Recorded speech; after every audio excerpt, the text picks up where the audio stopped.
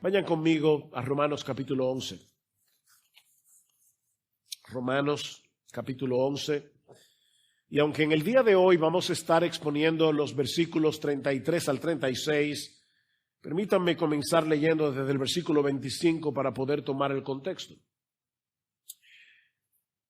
Porque no quiero, hermanos, que ignoréis este misterio para que no sean sabios en su propia opinión, que a Israel le ha acontecido un endurecimiento parcial hasta que haya entrado la plenitud de los gentiles. Así todo Israel será salvo, como está escrito: el libertador vendrá de Sión, apartará la impiedad de Jacob, y este es mi pacto con ellos cuando yo quite sus pecados. En cuanto al evangelio, son enemigos por causa de ustedes, pero en cuanto a la elección de Dios, son amados por causa de los padres, porque los dones y el llamamiento de Dios son irrevocables. Pues así como ustedes en otro tiempo fueron desobedientes a Dios, pero ahora se les ha mostrado misericordia por razón de la desobediencia de ellos, así también ahora estos han sido desobedientes para que por la misericordia mostrada a ustedes, también a ellos ahora les sea mostrada misericordia. Porque Dios ha encerrado a todos en desobediencia para mostrar misericordia a todos. Oh, profundidad de las riquezas y de la sabiduría y del conocimiento de Dios. Cuán insondables son sus juicios e inescrutables sus caminos, pues ¿quién ha conocido la mente del Señor? ¿O quién llegó a ser su consejero? ¿O quién le ha dado a él primero para que se le tenga que recompensar? Porque de él, por él y para él son todas las cosas. A él sea la gloria para siempre. Amén. Me decía mi esposa: mira, solo lee el texto y ya. Este es uno de esos pasajes de las Escrituras que nos dejan sin aliento. A través de los primeros 11 capítulos de esta carta, y más particularmente los capítulos 9 al 11, Pablo nos ha servido de guía de tour para escalar hasta el pico más alto de la montaña teológica de la salvación revelada en las Escrituras. Poco a poco hemos ido ascendiendo en nuestro entendimiento del evangelio, en nuestra comprensión del plan de salvación diseñado por Dios para rescatar a pecadores culpables, manteniendo intacta su justicia, y todo eso a través de la persona y de la obra de nuestro hermoso, bendito, exaltado, glorioso Señor y Salvador Jesucristo. Hasta que finalmente hemos llegado a la cima del monte Everest de la Biblia, desde la cual podemos contemplar ese vaivén de la ola de la gracia de Dios, como veíamos la semana pasada, golpear la muralla de incredulidad de la nación de Israel para de ahí bañar las costas de los gentiles y luego a través de ellos regresar a Israel para salvar a ese remanente escogido por gracia. Versículo 32 otra vez: porque Dios ha encerrado a todos en desobediencia para mostrar misericordia de todos. Ahora, Pablo no era un teólogo frío escribiendo un tratado doctrinal que evidencia el formidable intelecto que Dios le dio y su extraordinaria comprensión de las doctrinas bíblicas. Y debo decir, mis hermanos, que seguramente Pablo era una de las mentes más brillantes de su época, reconocido aún por personas incrédulas. Pero este hombre tenía un corazón tan grande como su cabeza. Y al llegar a estas alturas en su explicación del Evangelio, él no puede hacer otra cosa que postrarse en adoración ante ese despliegue de la infinita sabiduría de Dios. Más adelante, en Romanos capítulo 16, versículo 22, vamos a ver que Pablo no escribió esta carta directamente, con su puño y letra. No, Pablo siempre usaba un amanuense, un escribano, un secretario, que en este caso era Tercio. Así que podemos imaginar lo que estaba sucediendo en la mente y en el corazón de Pablo mientras él dictaba estas cosas hasta que ya no puede más y comienza a alabar a Dios lleno de asombro y de gratitud por lo que él mismo acaba de escribir. ¡Oh, profundidad! No fue que Pablo dijo, yo creo que aquí cabe un O. No, no, no. Esto brotó de su corazón. ¡Oh, profundidad! En otras palabras, ¿qué es esto? ¿Qué es esto? Mis hermanos, la verdadera teología produce adoración. De hecho, la verdadera adoración surge de la teología. Cuando la teología no te lleva a la doxología, cuando la teología no te lleva a la adoración, o hay un problema en tu teología o hay un problema en tu corazón. De hecho, yo tengo la plena convicción no solamente de que la predicación de la palabra es el elemento central en el culto de adoración, el elemento central, porque mis hermanos es más importante lo que Dios tiene que decirnos que lo que nosotros tenemos que decirle a Dios. La predicación de la palabra es el elemento central de la adoración. Pero no solo eso, yo creo, mis hermanos, que el predicador en el púlpito tiene que predicar y adorar al mismo tiempo. Pablo está predicando y adorando. No se puede predicar la palabra, verdaderamente predicar la palabra y no hacerlo al mismo tiempo como un acto de adoración de parte del predicador y de parte de todos los que escuchen. Pablo ha compuesto un himno de alabanza que podemos dividir en 3 estrofas.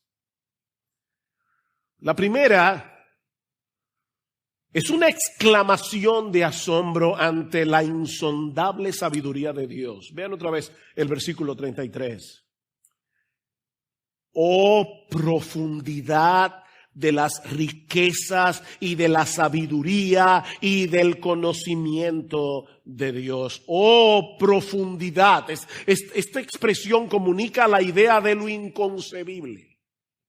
Lo inconcebible, aquello que está fuera del alcance de nuestra comprensión. Es una profundidad profunda. Y noten que Pablo no dijo, oh, alturas. No, porque él ya estaba en la cima. Y está mirando hacia abajo. Y lo que ve no tiene fondo. ¡Oh, profundidad! Las riquezas de la sabiduría y del conocimiento de Dios no tienen límites, mis hermanos. Se trata de una sabiduría infinita que descansa en un conocimiento infinito. ¿Saben que se puede tener conocimiento, información y no tener sabiduría? La sabiduría es lo que hacemos con la información. El mundo está lleno de teóricos. Teóricos. Ellos saben la respuesta correcta, pero no pueden lidiar con los problemas prácticos de la vida. Son inteligentes, pero no son sabios. Bueno, ese no es el caso de nuestro Dios. Nuestro Dios lo sabe todo. Y Él sabe qué hacer con lo que sabe. Lo sabe todo y sabe hacer lo que debe hacer con lo que sabe. Su conocimiento y su sabiduría son ilimitados. De antemano Él conoce todas las posibilidades y todas las eventualidades que pueden surgir en el proceso. Así que nada lo toma por sorpresa, nada puede frustrar que Él haga lo que Él ha decidido hacer.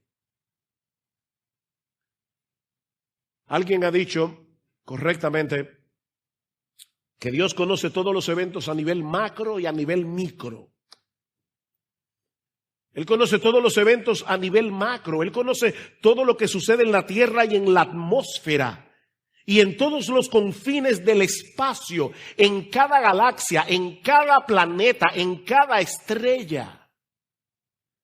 Pero también conoce las cosas a nivel micro. Dios sabe todo lo que sucede en las moléculas, átomos, electrones, protones, neutrones. Él conoce todos sus movimientos y cada ubicación y cada condición de cada partícula del universo en cada nanosegundo de tiempo. Él conoce todos los eventos que suceden en las mentes y voluntades humanas. Él conoce todos los pensamientos, todas las elecciones, todos los sentimientos. Y no solo del presente, sino también del pasado y del futuro. Ese es nuestro Dios. Él conoce exhaustivamente a cada ser humano. Él te conoce a ti mejor que tú. Él conoce exhaustivamente lo que cada ser humano piensa, lo que cada ser humano siente, lo que cada ser humano desea.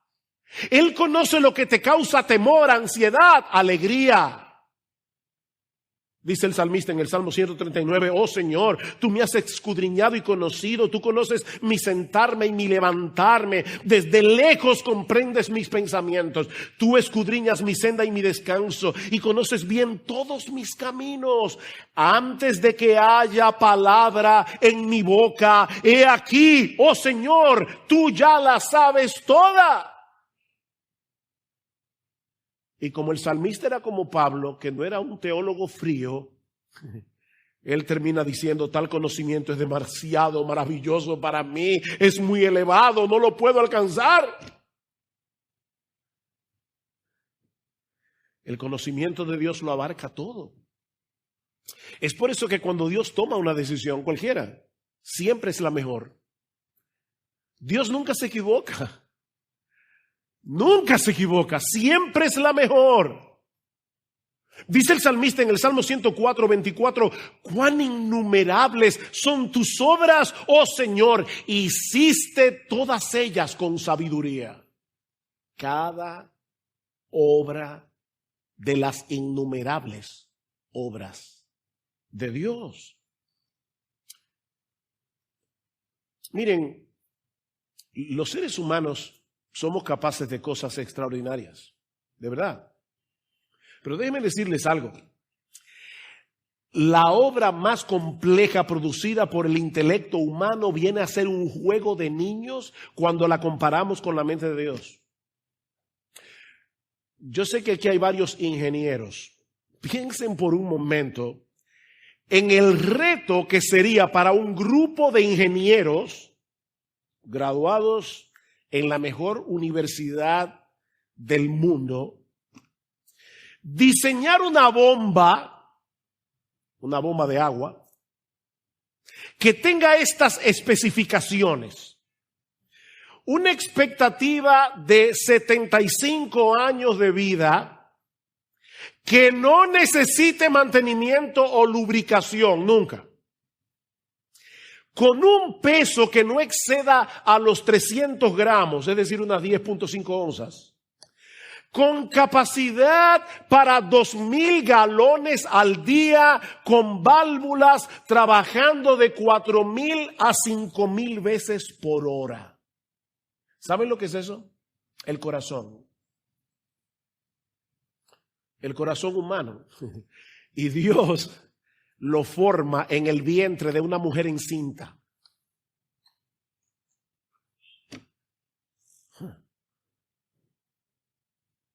y lo mantiene funcionando hasta que Él quiera. Mira, si eso te produce asombro, y de hecho debería,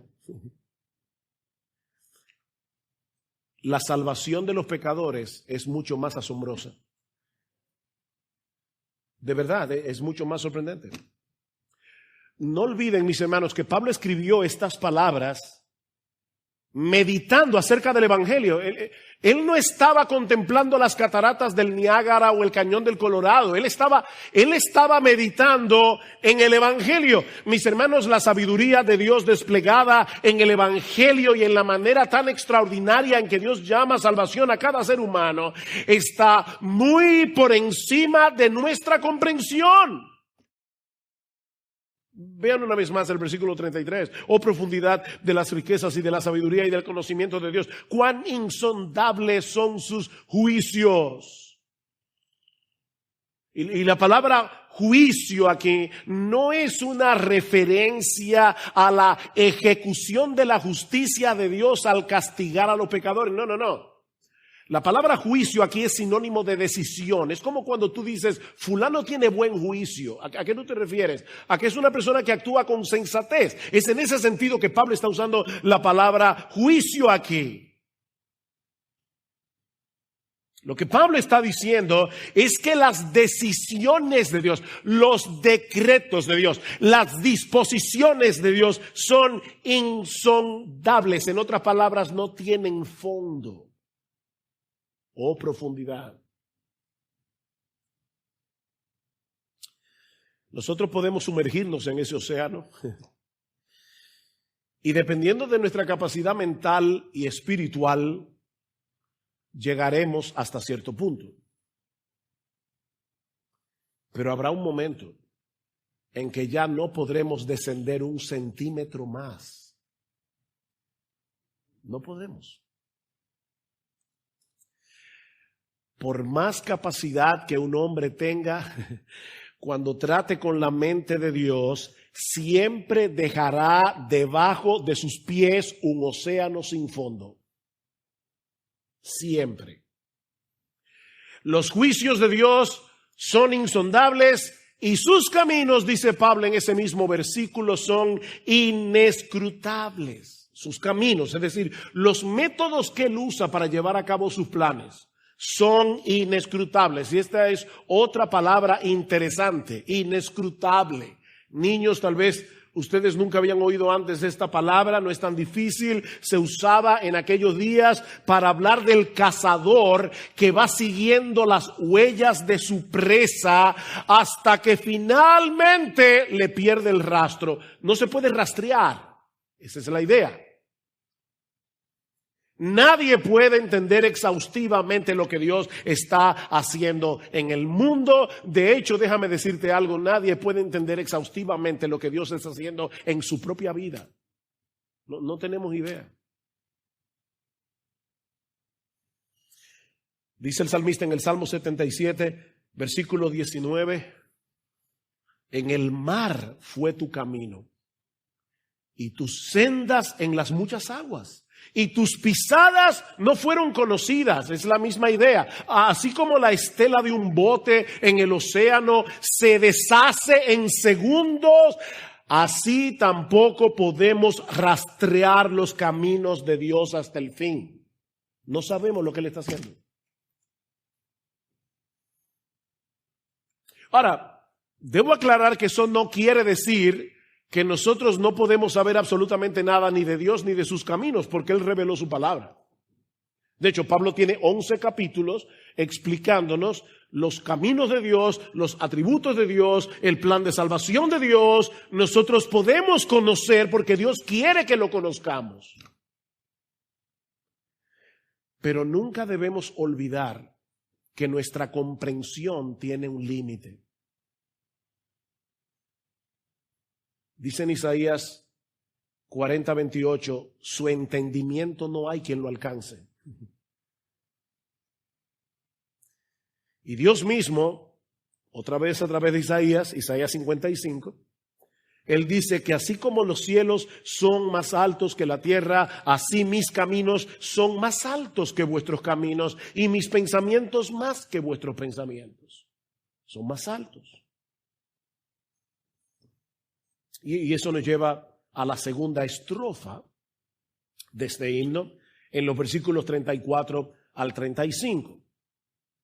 Aquí tenemos tres preguntas retóricas. Una pregunta retórica es una pregunta cuya respuesta está incluida en la pregunta. Es retórica, no está esperando que tú respondas nada porque la pregunta se responde a sí misma.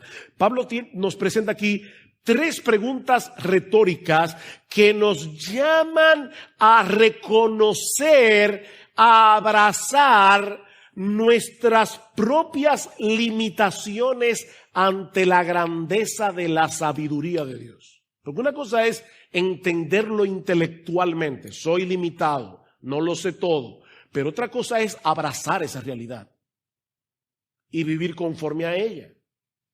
Y Pablo lo hace a través de preguntas. Primera pregunta, versículo 34. Pues ¿quién ha conocido la mente del Señor? Respuesta. Nadie. ¿Ven? Es una pregunta retórica. ¿Quién ha conocido la mente del Señor? Nadie. Nadie ha entendido la mente del Señor y por lo tanto nadie puede venir delante de Él a darle consejos. Dice, ¿quién ha conocido la mente del Señor? ¿O quién llegó a ser su consejero? Él lo sabe todo. Nosotros solo podemos conocer lo que Él ha querido revelarnos en su creación y en su palabra. Y aún eso dependiendo de nuestra limitada capacidad mental y espiritual. Sin embargo, es increíble la tendencia del corazón humano a querer darle consejos a Dios. A querer decirle a Dios cómo deberían ser las cosas. Me encantó esto que leí en esta semana. Decía, el mundo está lleno de consejeros de Dios. Lo único que Pablo dice explícitamente que no podemos darle a Dios y que no debemos atrevernos a dar es lo que los pecadores orgullosos le dan con más frecuencia, consejos. Ellos le dicen a Dios cómo debería gobernar el mundo y le advierten que si Él no lo hace como ellos entienden, no van a creer en Él. Fíjate. La arrogancia del hombre no tiene límites. La arrogancia del hombre no tiene... Somos tan opinadores. Opinadores. Somos tan opinadores que aún nos atrevemos a presentarnos delante de Dios para ayudarlo a ver lo que Él no está viendo.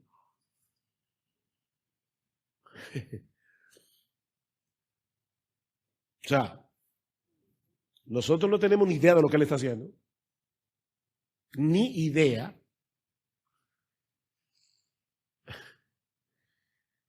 Pero venimos delante de Él a darle consejos. Mis hermanos, es iluso pensar que tú y yo podemos darle una mano a Dios.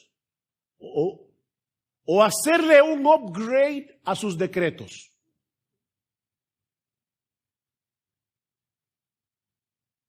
Óyeme, de verdad, pero ¿qué es lo que nosotros creemos que somos? Mira, déjame ayudarte un poco aquí.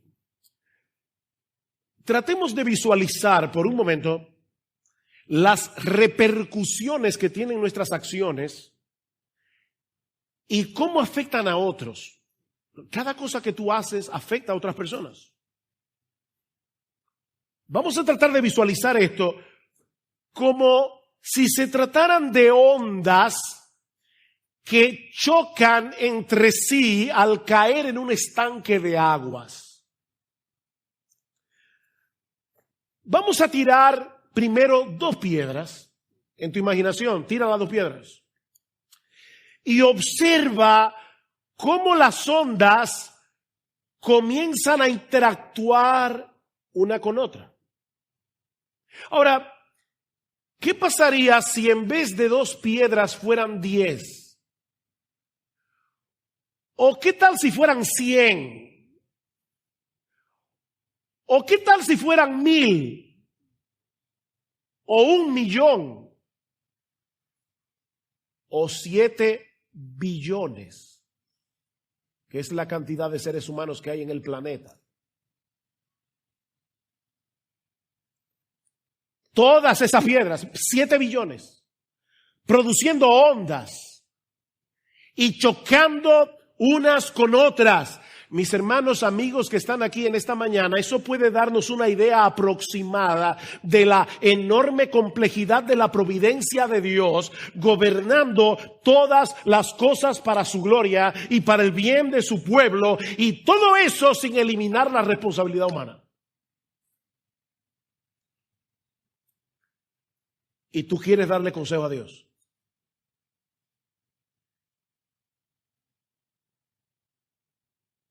El hombre no es un autómata, el hombre es un ser creado a la imagen de Dios, con intelecto, con voluntad, con autodeterminación, con emociones. Cuando tomamos una decisión, lo hacemos conforme a lo que deseamos, es nuestra decisión.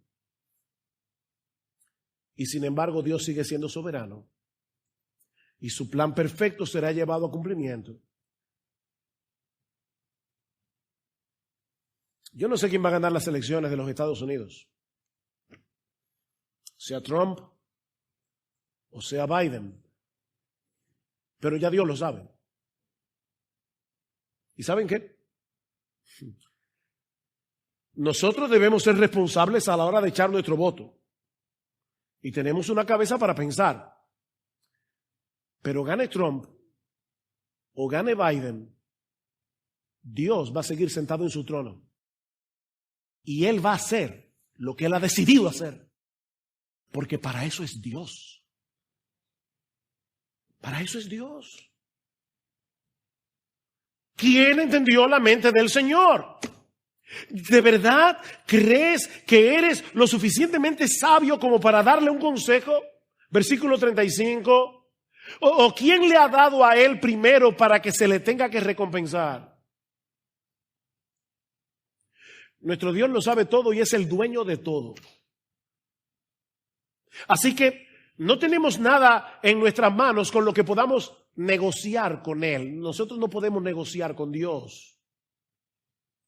Él no nos debe nada, ni nos necesita. Óyeme, Él no necesita a nadie. Es autosuficiente. Nosotros, en cambio, se lo debemos todo y lo necesitamos a Él en todo. ¿Qué dice Pablo en Hechos 17:24? El Dios que hizo el mundo, predicando en Atenas, la cuna de la filosofía. El Dios que hizo el mundo y todo lo que en él hay no es servido por manos humanas como si necesitara de algo, puesto que Él da a todos aliento, vida y todas las cosas. ¿Tú oíste eso? Mira, mi amigo, ahora mismo el aire que estás respirando es el aire de Dios con los pulmones que Él te dio. Él da a todos vida, aliento y todas las cosas. Tu vida está en las manos de Dios. Y eso es lo que lleva a Pablo precisamente a alabar a Dios, su entendimiento de lo que dependemos de Él y de que se lo debemos todo. Eso es lo que está llevando a Pablo a alabar a Dios. Nuestra capacidad de adoración es directamente proporcional a nuestro entendimiento de nuestra impotencia y de nuestra incapacidad en contraste con la autosuficiencia de Dios.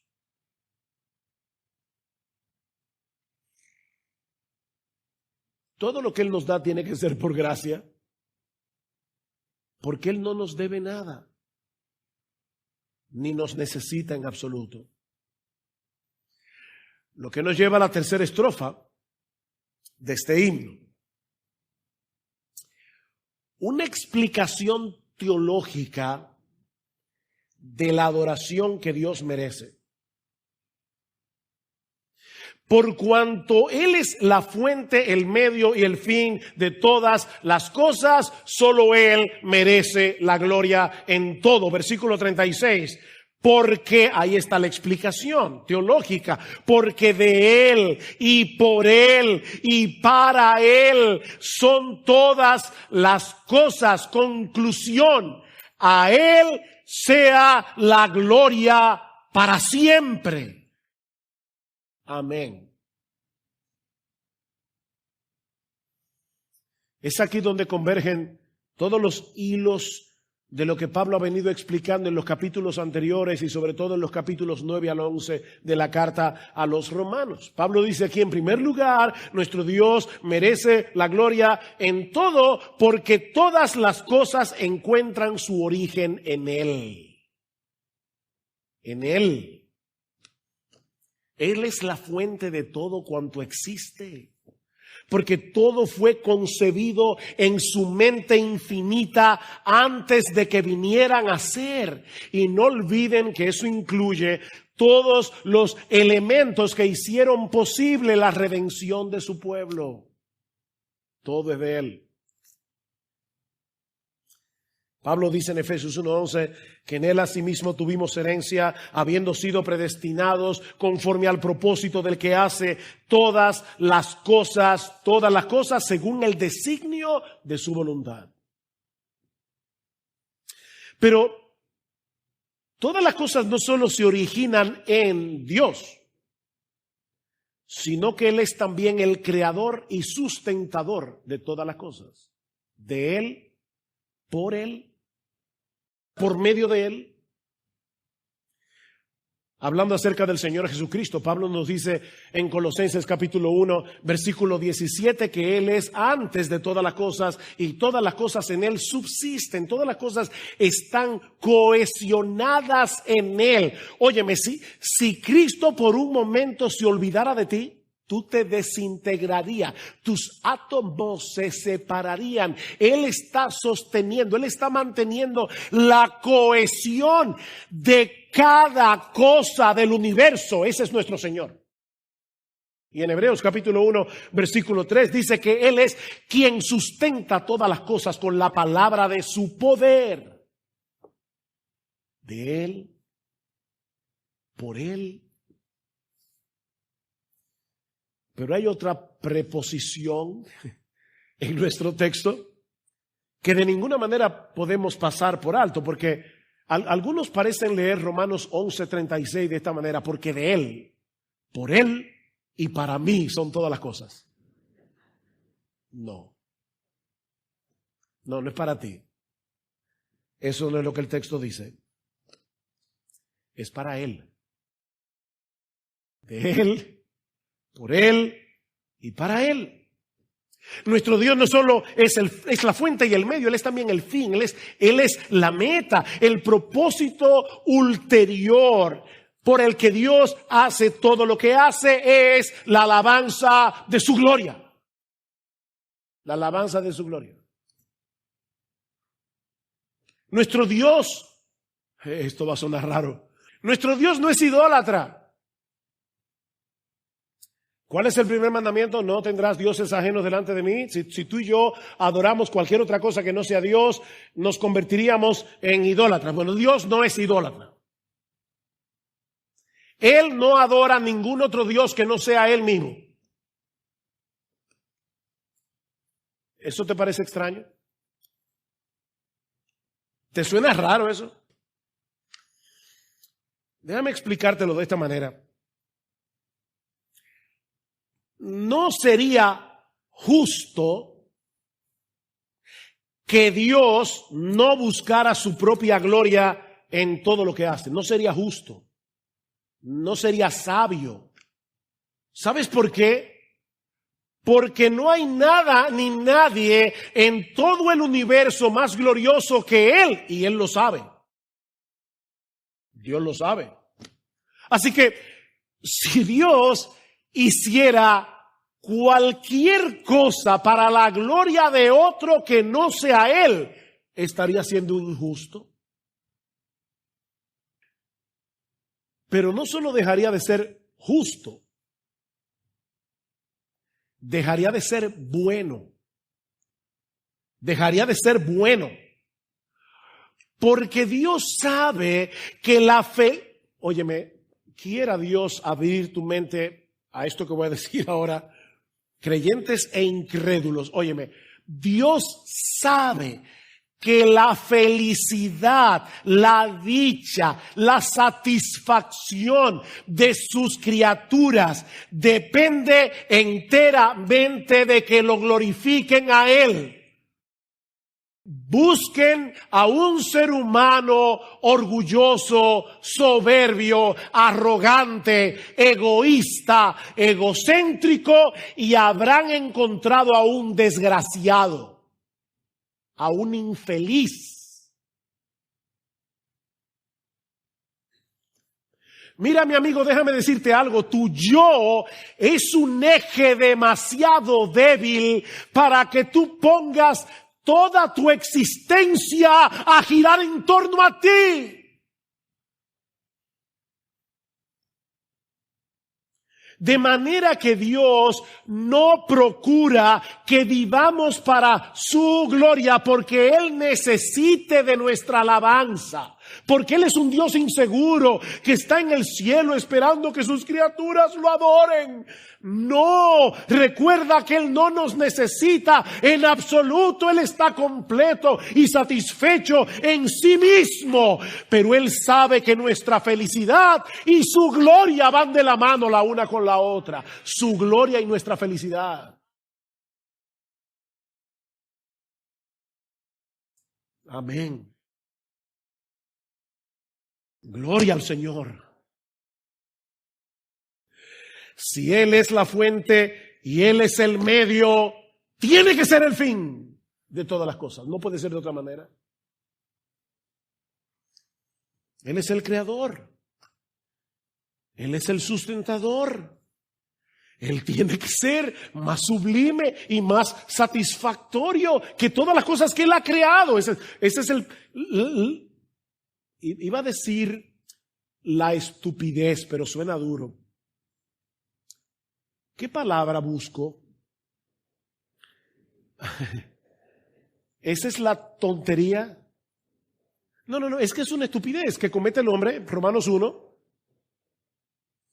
Cuando cambia, dice Pablo en Romanos 1, la gloria de Dios por las criaturas. Pablo dice, adoraron a las criaturas antes que al Creador. ¡Qué estupidez! O sea, tú puedes adorar al que hizo todas las cosas, incluyéndote a ti. Y en cambio estás adorando las cosas que Él hizo. Pero mira, mi hermano, mi hermana, eso somos tú y yo. Nosotros tenemos que luchar con eso. No es que ahora digamos, estos inconversos, no. Es un problema que tenemos todos. Todos.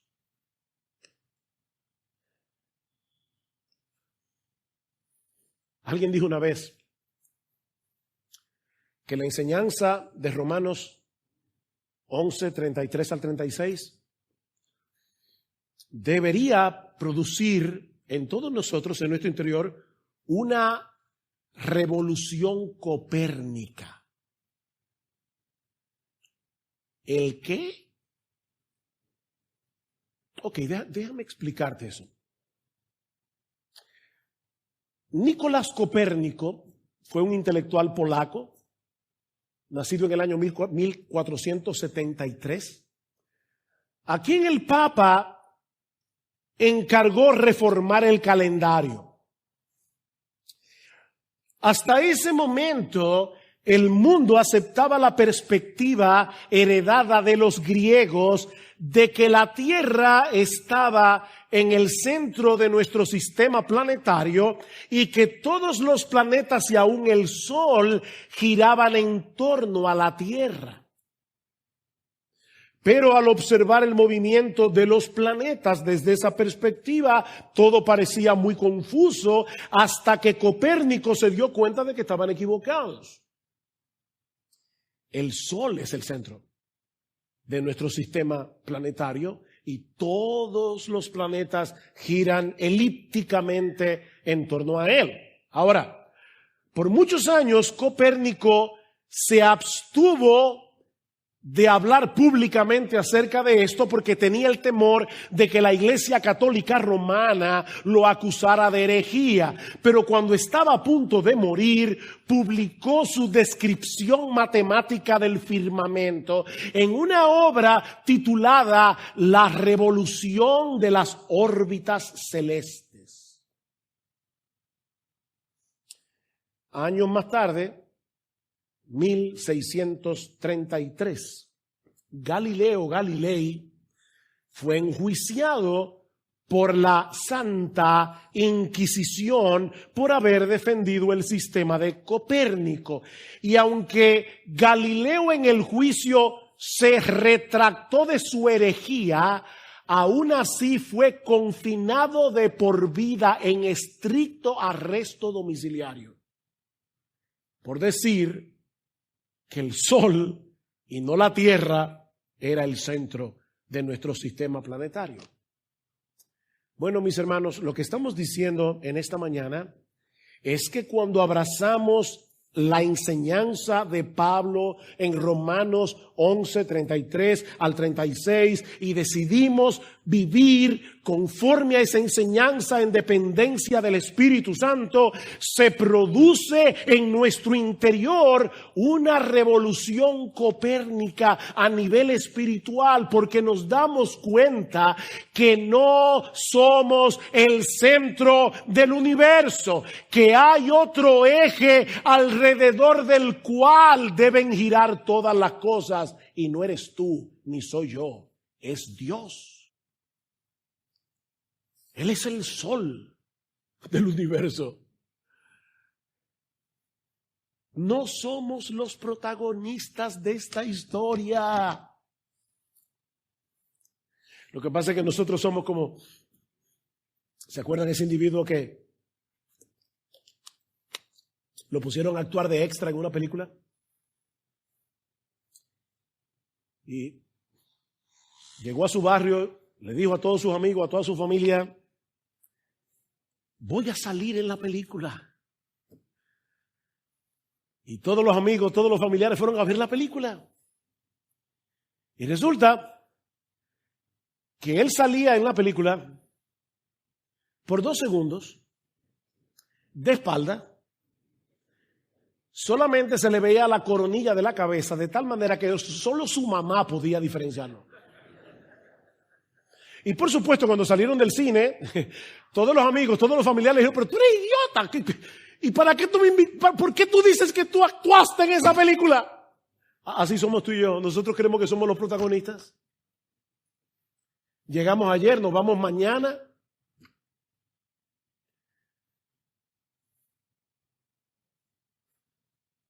Fuimos creados para glorificar a Dios y gozar de Él por siempre, mi amigo. Eso es lo que le da sentido, propósito, significado a nuestra existencia en este mundo. Cuando colocamos nuestros deseos y ambiciones en el centro de nuestras vidas, todo se vuelve muy confuso. Como cuando los hombres de la Edad Media observaban el firmamento y no podían entender el movimiento de los planetas,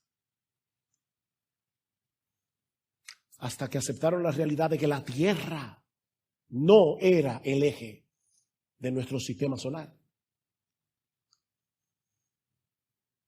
Necesitamos una revolución copérnica.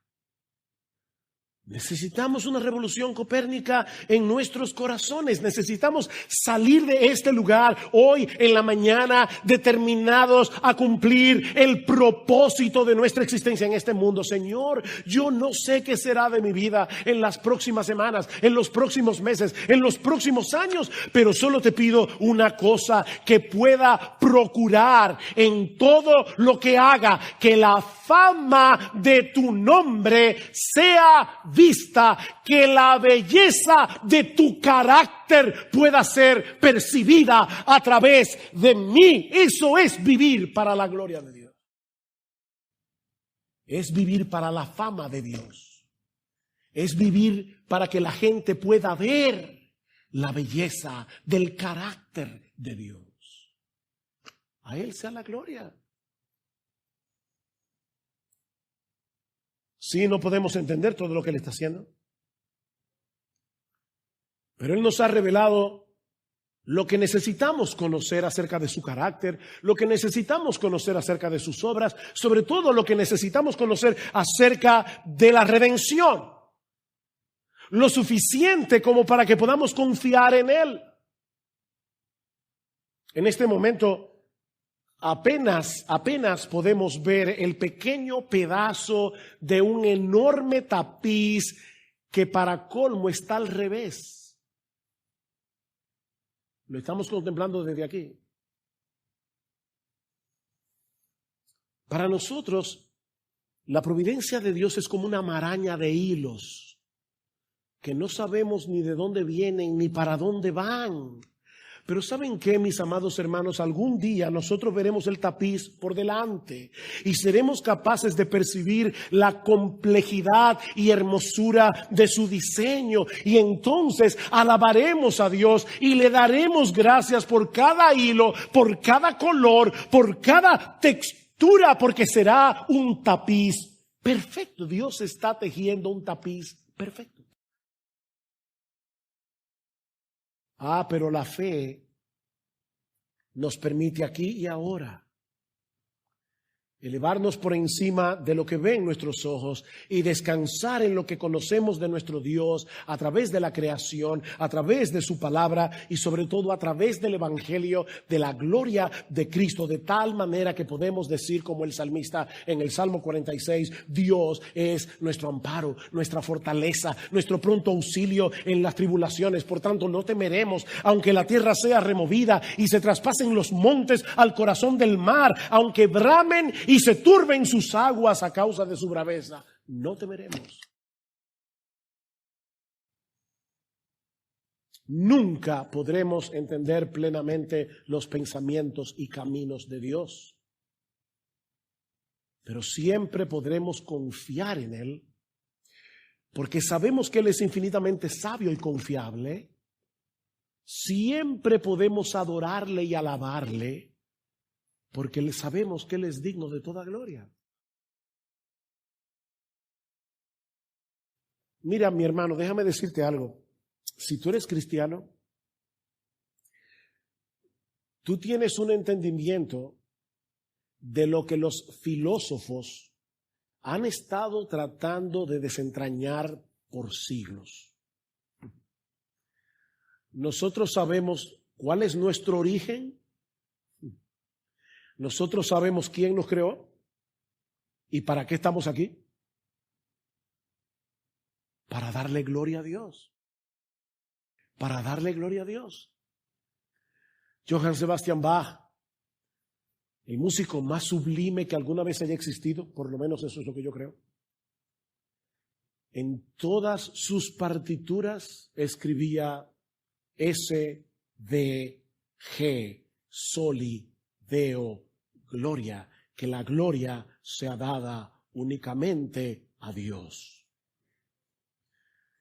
Mi hermano, mi hermana, tú y yo estamos aquí para que en todo lo que hagamos, aún sea comer o beber, dice Pablo, hacedlo para la gloria de Dios. Aún comer y beber, ahí podemos impregnar ese de G, soli, deo, gloria, en todo lo que hago. Ese es el propósito de nuestra existencia. Cuando pones tu yo en el centro, mi amado hermano, todo será muy confuso. ¿Por qué nosotros nos abate? Porque no hay otra palabra. ¿Por qué nos abate? ¿Por qué nos tumba en el piso saber que alguien habló de nosotros? Habló de mí. Me hizo quedar mal. A mí. Oye, bájate de esa nube. Que tú no eres el protagonista. ¿Ustedes recuerdan lo que dijo Pablo en Hechos capítulo 21? Cuando le decían, si vas a Jerusalén te van a apresar y te van a golpear. Y dice Pablo, ¿qué hacéis? Llorando, ¿qué hacéis? No me acuerdo la palabra que usó Pablo, pero algo con su propio corazón. Dice, yo estoy dispuesto a ir a Jerusalén y ser apresado y ser golpeado por el nombre del Señor Jesucristo. Lo que Pablo está diciendo es, la expansión del evangelio y la gloria de Jesús es más importante que mi comodidad. Es más importante que mi seguridad. Dios es el centro, no tú ni yo. De Él, por Él y para Él son todas las cosas a Él. Solo a Él sea la gloria. Y si tú estás aquí sin Cristo en esta mañana, mi amigo, yo quiero invitarte a que te pongas hoy el lente correcto, de modo que puedas observar la vida tal cual es. Estás mirando mal la vida, tienes un lente incorrecto. Deja de colocarte en el centro de tu propia existencia, porque eso es una ilusión que te llevará a vivir aquí y ahora una vida desgraciada y luego una vida eternamente desgraciada en el infierno. Jesucristo vino al mundo y se hizo hombre y murió en una cruz para poner cada cosa en su lugar, para rescatarnos de esa vana manera de vivir, que heredamos de nuestros padres, para que por primera vez en nuestras vidas nuestro sistema solar funcione correctamente, teniendo a Dios y su gloria en el centro. Cristo vino a morir para que pecadores culpables pudieran ser absueltos, para que pudiéramos ser reconciliados con Dios, para que pudiéramos tener comunión con Él, para que podamos tener vida eterna. ¿Y sabes lo que es la vida eterna? Esta es la vida eterna, dice Jesús, que te conozcan a ti, el único Dios verdadero, y a tu Hijo, al que has enviado. Oh mi amigo, no te vayas de este lugar con la ira de Dios sobre ti, cuando hoy tienes oportunidad de arrepentirte de tus pecados y confiar únicamente en Jesús. Pídele que te salve. Ahora mismo pídele que te salve. Pídele que tenga misericordia de ti. Pídele que cambie tu corazón de piedra en un corazón de carne. Pídele que te salve, porque Él es un gran Salvador, exaltado por príncipe, dice la Biblia, para dar a su pueblo arrepentimiento y perdón de pecados. Arrepentimiento y perdón de pecados. Él puede hacer eso por ti ahora, porque de Él, por Él y para Él son todas las cosas. Oh, que a Dios sea la gloria para siempre. Vamos a orar. Padre, queremos darte muchas gracias por habernos dado en esta mañana la oportunidad de predicar tu palabra una vez más. Oh bendito Señor, ayúdanos a nosotros los creyentes. Por favor, ayúdanos. Ayúdanos a vivir para tu gloria. Y mira aquellos que están aquí, Señor, viviendo en una ilusión, viviendo engañados. Oh, quítale las vendas de los ojos. y tráelos a Cristo en arrepentimiento y fe. Ten misericordia, Señor, y salva a muchos aquí. Porque te lo pedimos en el precioso nombre de Jesús. Amén.